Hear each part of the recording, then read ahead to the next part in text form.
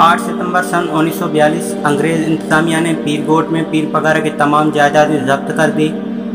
गुज़िश्ता माह 22 तारीख को दरगाह शरीफ के चौदीवारी मौजूद कीमती सामान को निकालने का काम शुरू कर दिया गया था।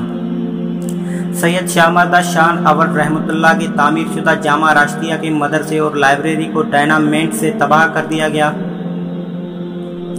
लाइब्रेरी में मौजूदा कीमती नवारदात और किताबें सिंध के बैरूनी शहरों में भेज दी गई।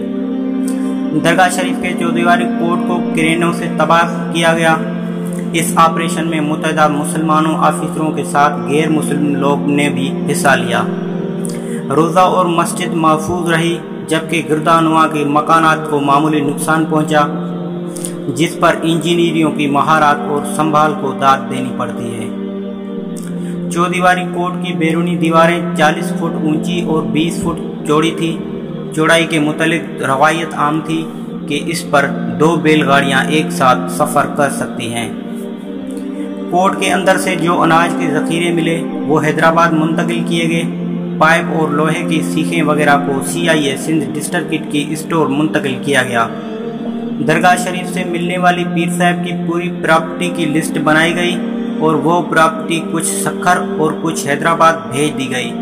कोर्ट के अंदर से मिलने वाली लकड़ी की वहीं पर छोड़ दिया गया। बाद में पीर साहब के बंगले को बमबारी से तबाह कर दिया गया, जो पीर पगारा के खासूसी रहायशगाह थी। पीर पगारा की रहायशगाह यानी हवेली का बुनियाद पीर अलीगौर शाह अवल ने अक्टूबर सन 1834 को रखा था।